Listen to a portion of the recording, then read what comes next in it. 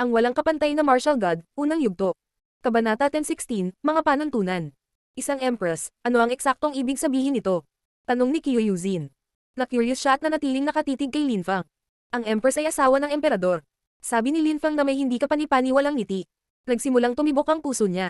Natuwa siya sa ideya. Isang empress, napakalakas na titulo. Malapit nang magsimula. Sabi ni Lin Fang na itinaas ang kanyang ulo. Ang araw ay parang apoy. Ginawa nitong determinado ang mga tao. Malapit na tayo. Tumanggo si Qiu Yuzin. Biz. Isang tunog ang kumalat sa hangin at nagpang-inag sa kaluluwa ng mga tao. Biglang naging kalmado ang kapaligiran. Maraming tao ang nagtaas ng kanilang mga ulo, mukhang solemne at magalang. Napatingin sila sa hagdan na ngayon ay maliwanag na. Nagmukha pa silang misteryoso kaysa dati. Si Qi ay dumadaloy sa mga hakbang at tila napakaliit. Iba sila. Si Lin Fang ay namangha. Iba ang biyahe ng hagdan, ngunit hindi alam ni Lin Fang kung ano ang nagbago. Biz. Isa pang tunog ang kumalat sa hangin. Mas lalong naging seryoso ang mga tao. Sa di kalayuan, sa taas ng hagdan, may sumulpat. Mukha silang kalmado, matino. Pinagdikit nila ang kanilang mga palad sa harap niya na parang isang Buddhist o Hinduist na monghe. Isa itong Sado. Umakyat ka, sabi ni Sado. Napapaligiran siya ng mga gintong ilaw at para siyang maliit na Buddha. Mukhang marunong siyang gumamit ng mga sinaunang Buddhist spelling. Labis na nagulat si Qiu Yuzin. Kumunat ang noo ni Lin Fang, hindi niya naintindihan kaya nagtanong siya. Hindi ba mga Budista si Sadas? Ano ang ibig sabihin ng sinaunang Buddhist spells? Sino ang nagsabi sa inyo na mga Budista si Sadas? Tanong ni Qiu Yuzin. Pagkatapos ay idinagdag niya. Ang mga Sado ay nagsasagawa ng pagtanggi sa sarili at nag-apply ng mga prinsipyo ng ascetico. Ito ay masakit at inialay nila ang kanilang buhay sa paglilinang na ito. Sila ay dalisay sa puso at kakaunti ang mga hangarin. Inahit nila ang kanilang mga ulo upang maiwasan ang pagiging bongga. Tinatanggihan nila ang katanyagan at kayamanan at iba pang material na bagay. Hindi sila nagsusuot ng damit para sa kaluwalhatian, nagsusuot sila ng kasaya. Kinikilala din nila na mayroon silang mga pagkukulang. Ngunit hindi lamang isang uri ng Sado, lalo na sa unang panahon. May mga pagkakaiba sa pagitan ng Sadas at gayon din sa pagitan ng petsa ng mga turong natanggap nila. Maaaring magkaiba ang dalawang Sadas ngunit maaaring magkatulad sa parehong oras. Ang lakas ng Sado na ito ay mapalad. Nagagawa niyang maging mahinahon at payapa ang mga tao. Parang natuto siya ng mga ancient ascetic practices, kaya ko nasabi yun. Dahan-daang paliwanag ni Qiu Yuzin. Tumanggo si Lin Fang. Naintindihan niya. Naglabas siya ng mga gintong ilaw na bumabalot sa hagdan. Ito ay isang celestial chi. Ang ilang mga tao ay bumangon sa hangin at ang kanilang chi ay pambihira. Ang ilang mga tao ay mukhang mapagmataas, ang iba ay mukhang mapagpakumbaba, ngunit ang mga tao ay malinaw na nauunawaan na sila ay mga alagad ng imperial na paglilinang, hanggang sa ang ilan sa kanila ay mga direktang disipulo ng mga emperador. Bilang isang emperador, ang ibang mga tao ay mga insekto sa kanila. Isang mapalad na ulap ang lumitaw at ilang dosenang tao ang naroon. Mangyaring subaybayan ang pagsusulit, salamat. Sabi ni Sado na may paggalang na yumuko sa harap ng mga taong iyon na nakadikit ang mga palad sa harap niya. Walang problema. Gawin mo ang dapat mong gawin. Sabi ng grupo sa Sado. Alam nilang lahat kung sino siya. Mayroon lamang isang Sado na sumunod sa mga turo ni Emperor Shi at Emperor Yu. Ang kanilang mga direktang disipulo ay kilala ng lahat ang Sado. Salamat sa iyong pag-unawa. Magalang na sabi ni Sado. Pagkatapos ay tumingin siya sa mga tao at sinabi. Yung mga hindi nakikilahok, mangyaring bumalik. Parang naliwanagan siya. Maraming tao ang lumipat sa likuran. Ang Sado ay kailangan lang magsabi ng ilang salita at milyon-milyong tao ang nakinig sa kanya. Walang nang ahas na gumawa ng gulo, kung tutuusin, ito ay isang kaganapan na inorganisa ng dalawang emperador. Dalawang grupo ng mga tao ang lumitaw, ang mga nasa likod at ang mga nasa harap. Tumanggo ang Sado at nagsabi. Ngayon, magsisimula na ang proseso ng recruitment ni Emperor Shi at Emperor Yu. Gayunpaman, napakaraming tao. Sa makatuwid, nilikha ng mga emperador ang hagdanan na iyon upang makagawa ng unang pagpili. Mayroong 18,000 hakbang. Ang mga makakarating sa 17,919 na hakbang ay darating sa harap ng siyam na grupo ng siyam na hakbang. Pagkatapos, magkakaroon ng susi. Kung nagawa mong kunin ang susi, mabubuksan mo ang pinto sa tiyantay. Ang mga makakagawa lang niyan ang makakapagpasulong at makakapag-apply para sa posisyong alagad ng imperial na paglilinang. Akala ng karamihan, isang susi. Susi, iyon ay tila napakadali. Nagulat din si Lin Fang, naisip niya na ang pagsusulit ay binubuo lamang ng hamon na iyon. Naisip niya na ang pag-akyat sa lahat ng hagdan ay sapat na upang maging isang alagad ng paglilinang ng imperial. Ang unang pangkat ng siyam na hakbang ay napakahirap na. Ano kaya ang magiging pagsusulit pagkatapos noon? Pagkatapos ng unang hamon, na napakahirap na, magiging mas mahirap ba ito? Gaano kahirap, ngunit ito ay naiintindihan. Bulong ni Qiu Yuzin. Gusto lang ni Emperor Shi at Emperor Yu na hanapin ang pinakamalakas na henyo. 81 hakbang, 9 na grupo ng 9 na hakbang. Ang hirap kasing abutin ng ulap. Ang pag-akyat sa isang grupo ng mga hakbang ay nagbibigay sa iyo ng posibilidad na makarating sa Tiantai, ngunit hindi upang magpatuloy sa kompetisyon at maging isang Imperial Cultivation Disciple. Sabi ni Sado na nagpapaliwanag ng mga patakaran. Isang pangkat ng mga hakbang, isang susi, kung wala ang susi, walang sino man ang makakaakyat sa 9 na grupo ng 9 na hakbang. Nagbuntong hininga ang karamihan. Kailangan nilang dumaan sa 2 grupo ng mga hakbang man lang. Yaong mga makapagtagumpay na dumaan sa 2 grupo ng 9 na hakbang ay makakakuha ng ibang susi at papayagang magpatuloy sa pakikipagkompetensya upang maging isang Imperial Cultivation Disciple. Kung kukuha ka ng isang susi, hindi mo makukuha ang mga sumusunod na susi. Sa makatuwid, kung kukuha ka ng pangatlong key, mawawalan ka ng access sa 6 na iba pang key. Kaya huwag basta-basta kumuha ng susi. Kung kaya mo, subukang pumunta sa abot ng iyong makakaya, mas maraming pangkat ng mga hakbang ang iyong pagdadaanan, mas mahusay na susi ang iyong makukuha. Subukang kumuha lamang ng susi kung hindi mo na talaga kayang tiisin ang lakas. Dahan-daang sabi ni Sado upang malinaw na maunawaan ng lahat. Ang pangalawang susi ay nagpapahintulot lamang sa isa na magpatuloy sa pakikipagkompetensya.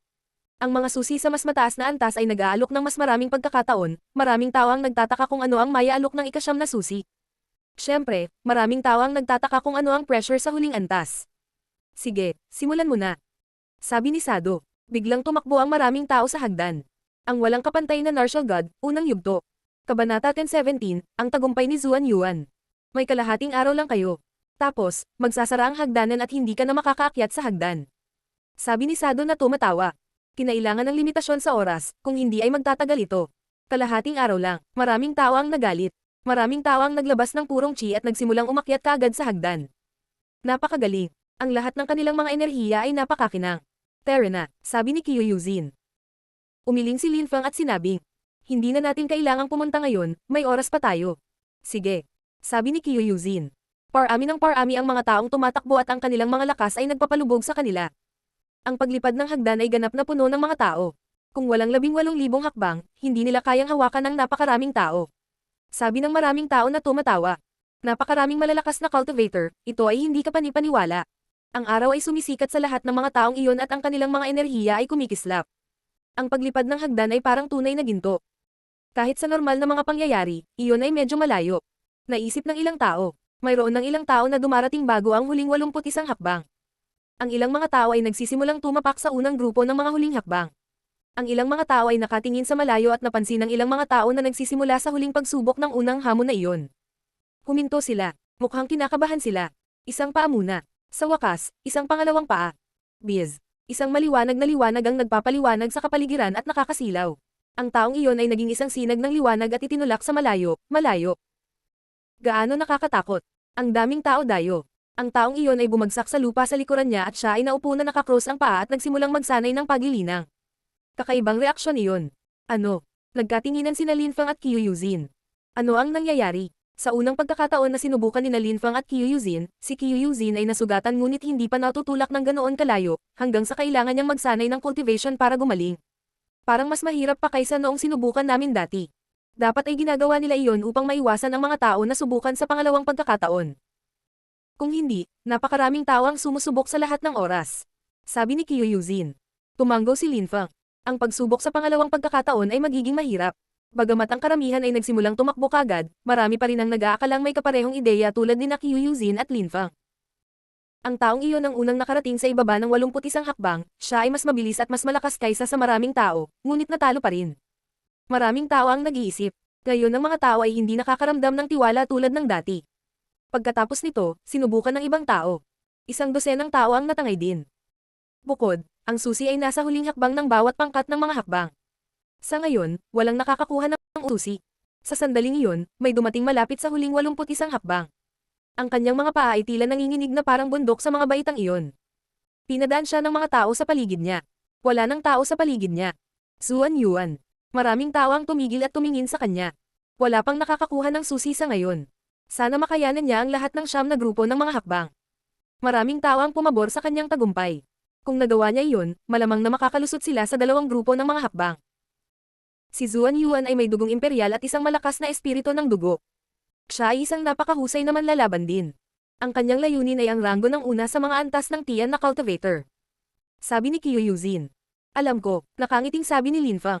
Nakilala niya si Zuan Yuan. Tingnan natin kung ilan ang kaya niyang gawin. Sabi ni Kyuyuzin. Umakyat siya ng 10 hakbang sa isang iglap. Nakatayo na siya ngayon sa unang hakbang ng pangalawang grupo ng hagdan. Gaano kalakas? Naisip ng karamihang nagbubuntong hininga. Si Zuan Yuan ay hindi kapanipaniwala. Ang ibang mga tao ay hindi pa nakakalakad sa unang grupo ng mga hakbang. Direktang pumunta si Zuan Yuan sa pangalawang baitang. Ang buhok at damit ni Zuan Yuan ay lumilipad sa hangin. Natatakot ba siyang umakyat sa hagdan ng pangalawang grupo ng hagdan? Akala ng karamihan ay natakot. Kung natatakot si Zuan Yuan, paano sila? Magiging napakahirap din para sa kanila. Maraming tao ang nabigo. Sa wakas, lumipat si Zuan Yuan. Kahit na hindi nila maramdaman ang kanyang nararamdaman, nai-imagine nila. Nagkaroon ng hindi kapani-paniwalang hangin sa paligid niya. Pagkatapos, biglang umakyat si Zuan Yuan ng isa pang 10 hakbang at dumating sa ikatlong pangkat ng mga hakbang. Ang mga tao ay namangha at naikuyom ang kanilang mga kamao. Nakatingin sa kanya ang lahat. Walang ibang sumubok. Nakagalaw na naman siya. Naisip ng karamihan. Ang pure chi ay gumugulong sa kapaligiran at nakapalibot sa kanyang katawan. Umakyat siya ng 9 na hakbang, ngunit tila mas mahirap. Sa sandaling iyon, siya ay tumuntong sa unang hakbang ng ika-4 na pangkat ng mga hakbang, ang kanyang katawan ay nagsimulang manginig ng marahas. Naglabas siya ng lakas ng dugo at tuluyang natapakan ang ika-4 na pangkat ng mga hakbang. Arg! Napaungol si Zuan Yuan sa sakit. Naglabas siya ng mas maraming lakas ng dugo at muling umakyat ng 10 hakbang.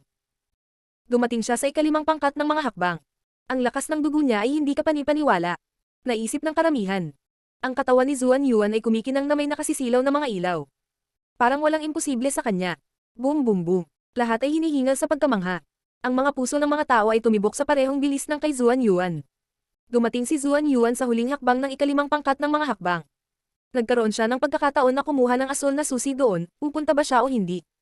Itinaas ni Zuan Yuan ang kanyang ulo. Nakaramdam ng kaba ang mga tao para sa kanya.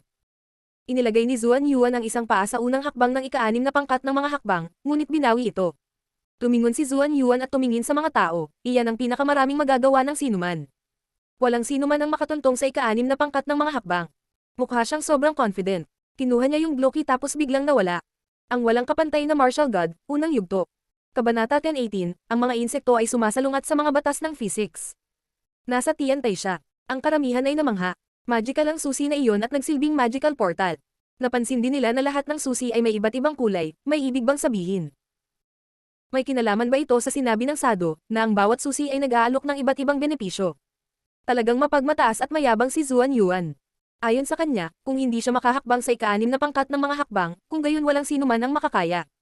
Ayon kay Zuan Yuan, walang makakalampas sa kanya. Ang ilang mga tao ay hindi komportable. Si Zuan Yuan ay napakalakas at may ambisyon na mauna sa mga cultivator sa antas ng Tian kaya paano naman sila. Inilagay niya ang isang paa sa unang hakbang ng ika-6 na grupo at sumuko. Higit pa rito, bago si Zuan Yuan, walang nakakuha ng anumang susi. Naging napakalma ang kapaligiran. Ngunit napakabilis, maraming tao ang nagsimulang muli. Bukod kay Zuan Yuan, may mga taong nakakuha ng susi, gayunpaman, ito ang unang susi. Magiging panauhin sila sa Tiantay, ngunit hindi maaaring magpatuloy sa pakikipagkompetensya upang maging mga alagad ng imperial na paglilinang. 2, 3, 4. Nakuha ng mga tao ang unang susi. Marami pang iba ang napatras, tulad ng una. Ang lahat ng mga taong iyon ay nakaupong nakakrus at nagpagaling sa kanilang sarili sa paanan ng hagdanan. Mabagal na lumipas ang oras at ilang tao ang nagtagumpay. Tumingin si Lin Feng sa karamihan. Parami ng parami ang nabigo. Tumingin si Lin Feng sa langit, wala nang masyadong oras. 10,000 tao ang nakapunta sa Tiantay at kalahati lamang ang karapat-dapat na magpatuloy sa kompetisyon. Wala kasing tao. Tahimik na nagmamasid ang mga tao mula sa Tiantay. Nais nilang makitang magtagumpay ang mga potensyal na kandidato. Medyo marami na ang mga nakapunta sa Tiantay, iniisip ko. Maraming malalakas na cultivator sa mundong ito. Sabi ni Kyuyuzin, bamantong hininga siya. Tulad ng sinabi ng master, ito ay kasing hirap abutin ng mga ulap, ngunit gayunpaman, napakaraming tao ang gustong sumubok. Yuzin, kabilang ka sa isang mayaman at makapangyarihang pamilya, nagmana ka ng hindi ka panipaniwalang mga kakayahan, marangal ka, hindi ka kailanman nagdusa, paano mo maiintindihan ang damdamin ng mahihirap at mahihinang tao?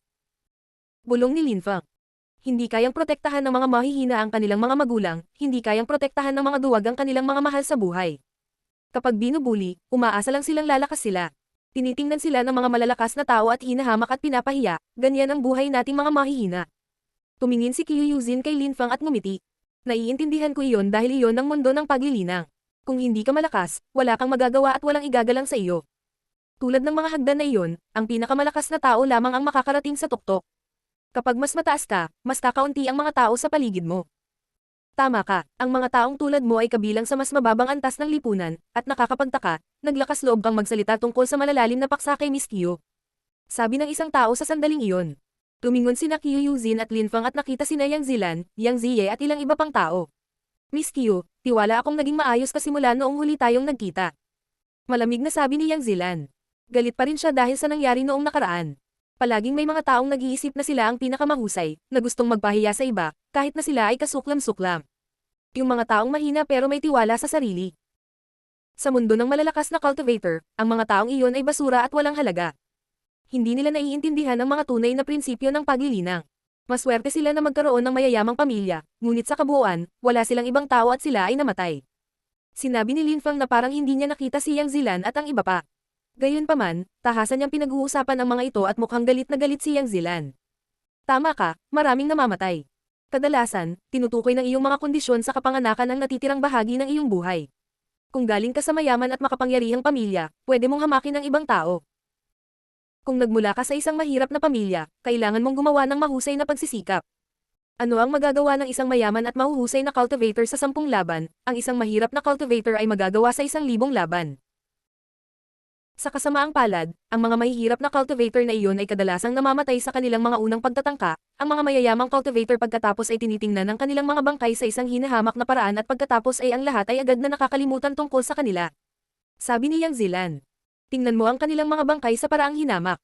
Sabi ni Lin Fang na may malamig na ngiti. Pagkatapos, itinuro niya si Yang Ziye at sinabi, siya ay nakalusot sa parehong cultivation layer gaya ko, Yang Ziye ay nagmula sa Yang Clan, isang prestihiyoso, makapangyarihan at mayamang angkan. Ang ibig mong sabihin ay kaya niya akong hamakin dahil lagi akong mahina. Paano naman ang away naming dalawa?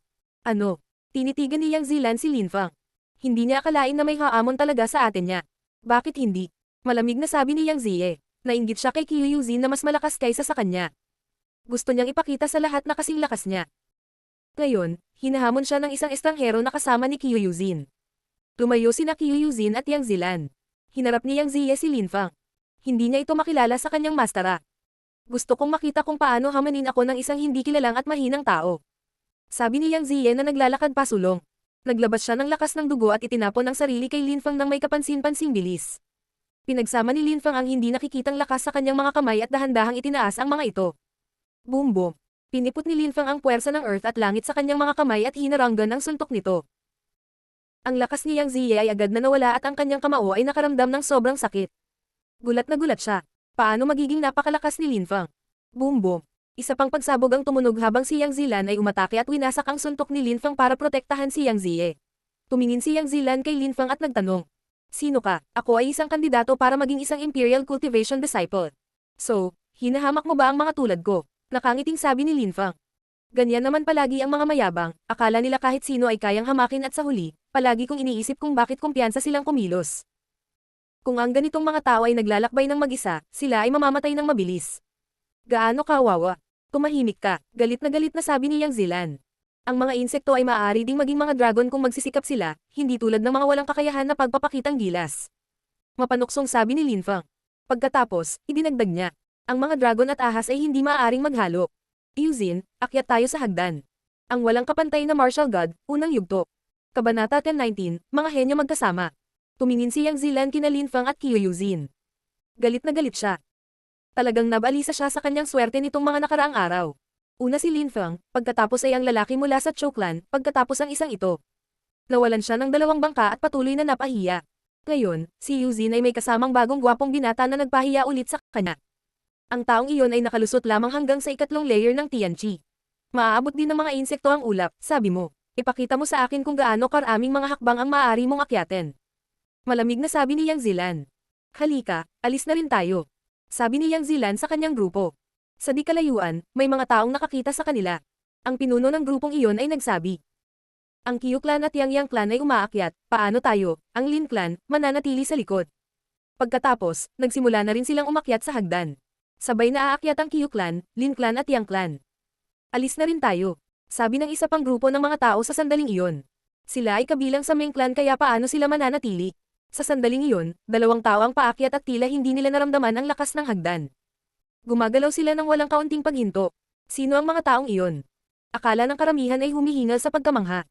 Maraming tao ang nakapansin sa kanila. Si Qiu Yuzin at isang batang lalaki, maaaring si Linfang iyon. Nabuhayan na ba siya? Bulong ng ilang tao. Alam ng lahat na si Qiu Yuzin ay umibig kay Linfang at sinubukan niyang patayin sina Qiulin at Qiumei at Yang Zilan para ipaghiganti si Linfang. Si Yang Zilan at ang iba pa ay nasa likod nila. Napansin ng maraming tao si Yang Zilan at ang iba pa. Napakabilis nila. Maraming tao sa likod nila. Pagkatapos, nakita nila ang ilang iba pang mga tao na kumikilos ng napakabilis. Ang Lin Clan, Lin Rootian. Kawili-wili, ang Qiu Clan, Yang Yang at ang Lin Clan ay magkasamang umaakyat. Nagtawanan ng ilang tao. Tuwang-tuwa sila. Sino ang mananalo?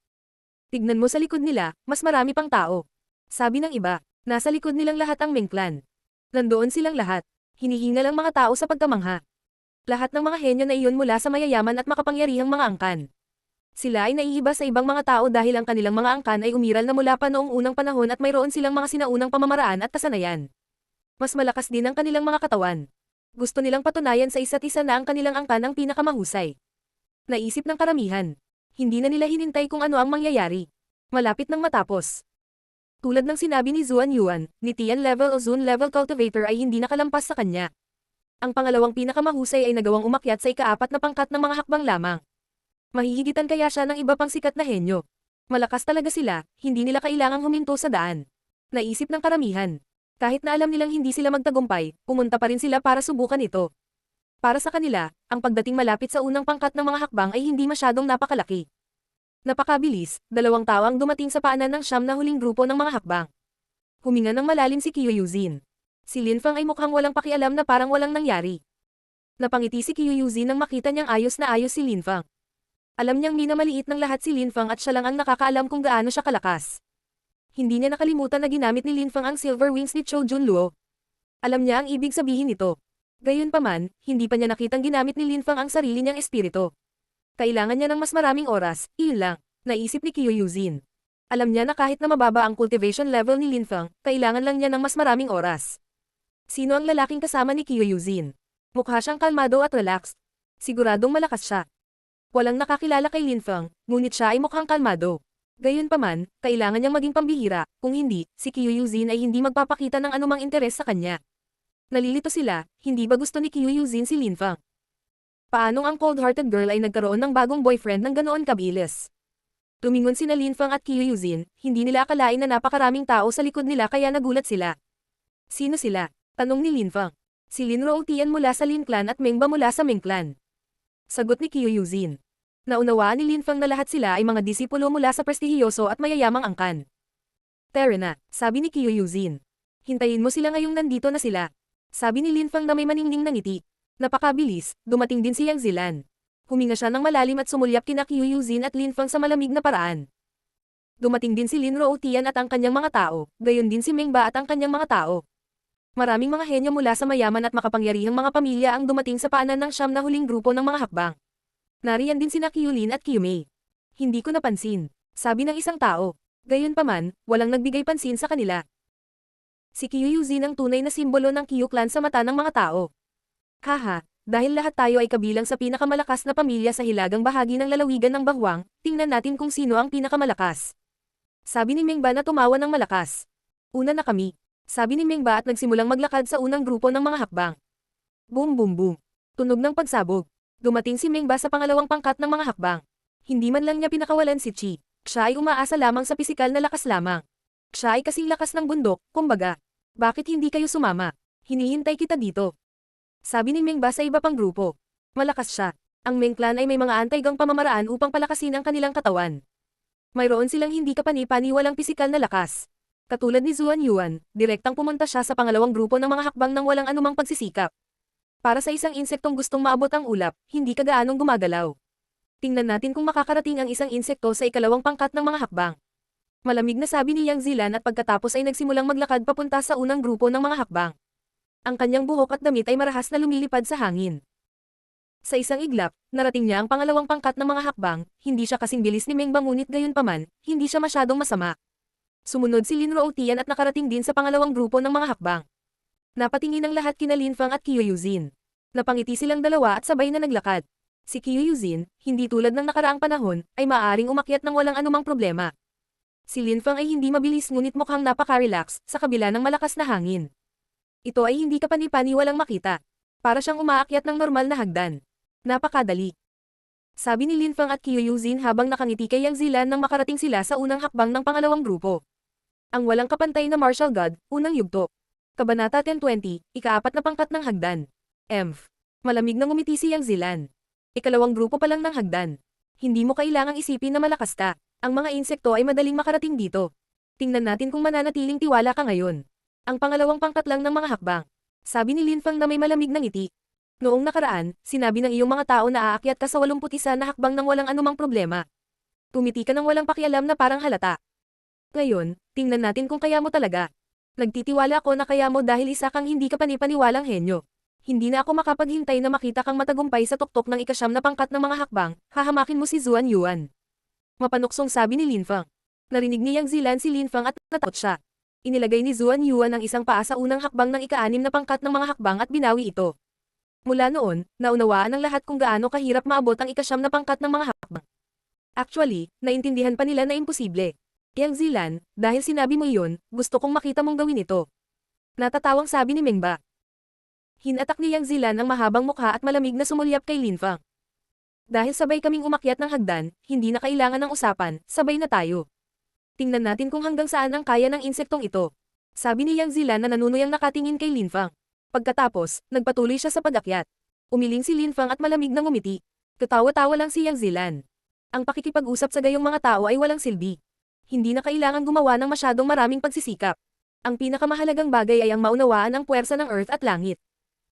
Sabi ni Linfang na malumanay na nakangiti kay Kyuyuzin na tumango pabalik. Si Linfang ay nagbibigay sa kanya ng ilang payo, ang kanilang antas ng paglilinang ay hindi ang pinakamahalagang bagay sa sandaling iyon, kailangan din nilang maunawaan ng maayos ang pagsusulit. Si Zuan Yuan ay may dugong imperial kaya ginamit niya ang kanyang partikular na lakas ng dugo para makaakyat sa hagdan. Walang sino man ang maaaring kopyahin iyon. Si Mengba ang pinakamabilis. Siya ay hindi kapani-paniwalang malakas at may kapangyarihang sumasabog. Ang kanyang mga hakbang ay naglalabas ng mga tunog ng pagsabog. Napakabilis, nakarating siya sa ikasyam na hakbang ng pangalawang grupo. Isang hakbang pa at maaabot na niya ang ikatlong pangkat ng mga hakbang. Sina Linro Tian at Yang Zilan ay gumagalaw sa parehong bilis. Hindi nagmamadali sina Linfang at Kyuyuzin at nanatili sa likuran. Wala pa ring naramdaman si Linfang.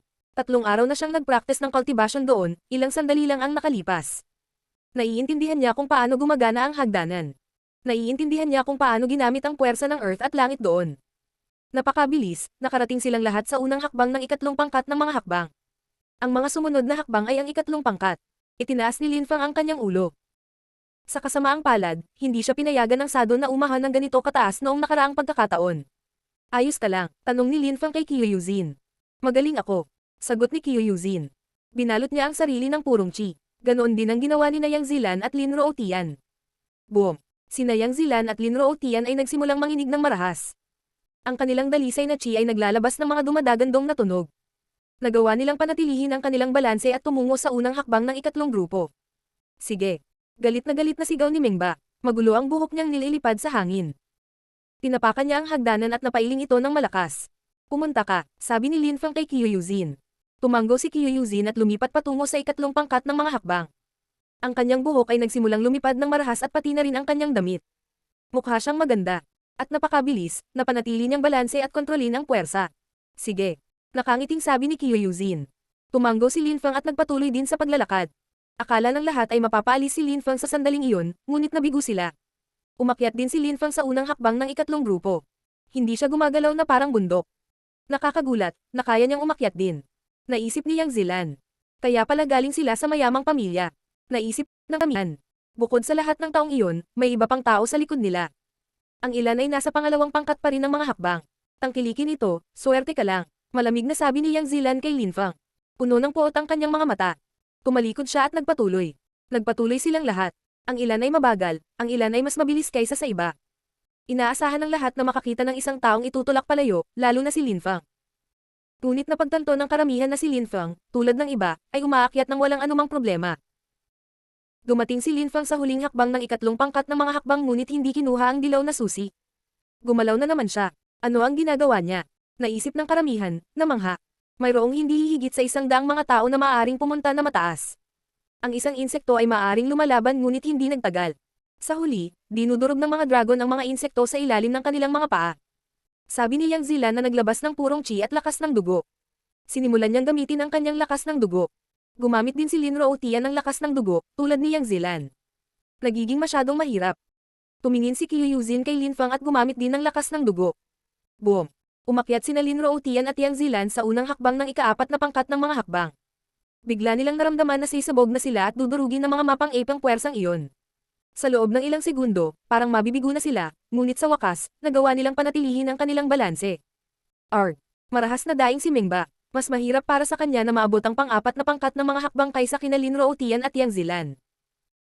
Ginamit ni Yang Ziya ang kanyang buong lakas upang maabot ang ika-4 na pangkat ng mga hakbang.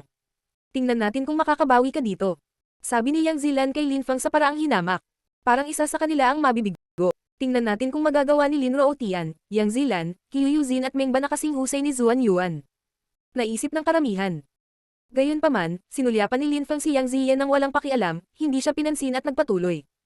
Sinimulan niyang i-condense ang purong chi pati na rin ang wind intent. Boom! Nang tumuntong si Lin Fang sa unang hakbang ng ika-4 na pangkat ng mga hakbang, naramdaman niyang inaatake siya. Napatingin ang lahat kay Lin Fang. Parang masakit. Nakakagulat, nagpa siya siyang magpatuloy, dapat ay kinuha niya ang susi mula sa ikatlong pangkat ng mga hakbang.